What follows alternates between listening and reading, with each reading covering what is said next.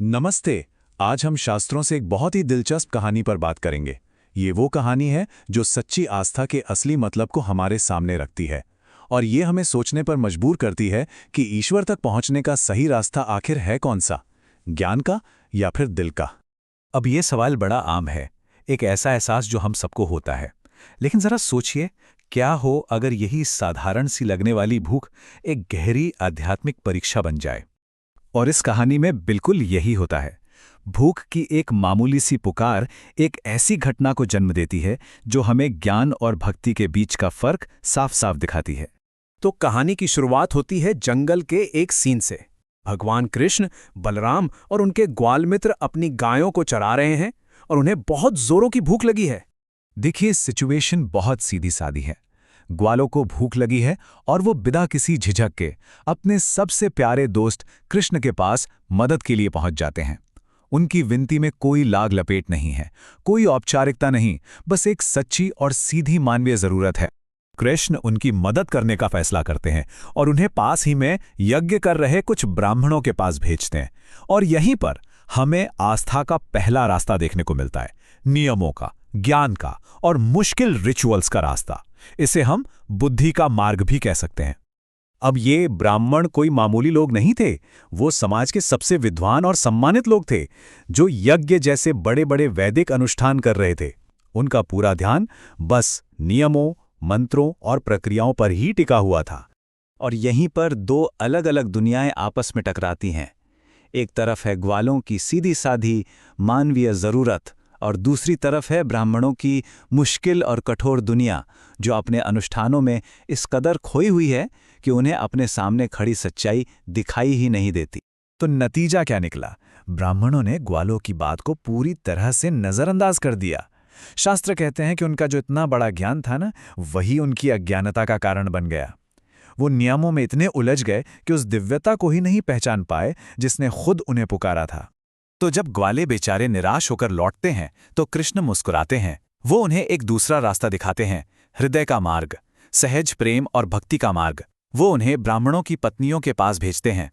कृष्ण को पता था कि जहां ज्ञान फेल हो गया वहां प्रेम काम आएगा। उन्हें अपनी भक्त पत्नियों पर पूरा भरोसा था, क्योंकि उनका मन तो पहले से ही कृष्ण की भक्ति में डूबा हुआ था। और देखिए, उनकी प्रतिक्रिया में कितना बड़ा फर्क था, जमीन आसमान का फर्क। ब्राह्मणों की तरह सोचने या नियम देखने के बजाय पत्नियों ने जैसे ही कृष्ण का नाम सुना, वो फौरन हरकत में आ गईं। उन्होंने सब कुछ दांव पर लगा दिया, यहां तक कि सामाजिक नियमों और परिवार के विरोध की भी परवाह नहीं की। शास्त्रों में एक बहुत ही खूबसूरत उपमा दी गई है जो उनकी भक्ति के स्वभाव को दिखाती है। ये स्वाभाविक थी, इसे रोका नहीं जा सकता था। एक ऐसी शक्ति जिसे कोई रोक नहीं सकता, ठीक वैसे ही जैसे कोई नदी को समुद्र में मिलने से नहीं रोक सकता। तो चलिए अब कहानी के उस हिस्से में चलते हैं जहां ये भक्त पत्नियां आखिरकार कृष्ण से मिलती हैं। ये सिर्फ भोजन देने का पल नहीं है, बल्कि एक गहरा आध्यात्मिक पाठ सीखने का भी पल है। शास्त्रों में कृष्ण के उस रूप का बड़ा ही सुंदर वर्णन है जो उन पत्नियों ने देखा।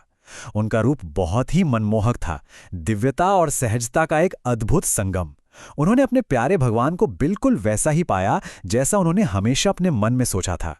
और यहाँ कृष्ण भक्ति का जो असली सार है वो समझाते हैं। वो कहते हैं कि सच्चा प्रेम और जुड़ाव बाहरी चीजों से नहीं, बल्कि अंदर की साधना से पैदा होता है, सुनने से, ध्यान करने से और गुणगान करने से। कृष्ण का संदेश बिल्कुल साफ था। सच्ची भक्ति किसी के फिजिकल प्रेजेंस पर निर्भर नहीं करती, ये तो दिल की एक अवस्था है। वो उन्हें यकीन दिलाते हैं कि उनका रिश्ता अब और भी गहरा हो गया है और अब उन्हें अपने परिवार की जिम्मेदारियों को पूरा करने के लिए वापस लौट जाना चाहिए। तो कहानी का रुख अब वापस उन ब्राह्मणों की तरफ मुड़ता है। जब उनकी पत्नियां लौटती हैं और वो उनकी भक्ति की शक्ति को अपनी आंखों से देखते हैं, तो उन्हें अपनी गलती पर बहुत गहरा अफसोस होता है। उनके अपने शब्द ही उनके गहरे पछतावा को दिखाते हैं। उन्हें एहसास होता है कि उनका जन्म, उनका ज्ञान, उनके सारे अनुष्ठान सब बेकार थे, क्योंकि वो भगवान को ही नहीं पहचान पाए। वो खुद की ही निंदा करने लगते हैं। और ये उनकी सबसे गहरी समझ थी।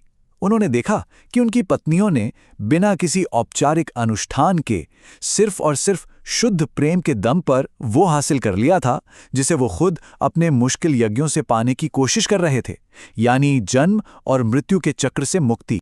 ये उस कड़वी सच्चाई का सामना था जो उन ब्राह्मणों को करना पड़ा।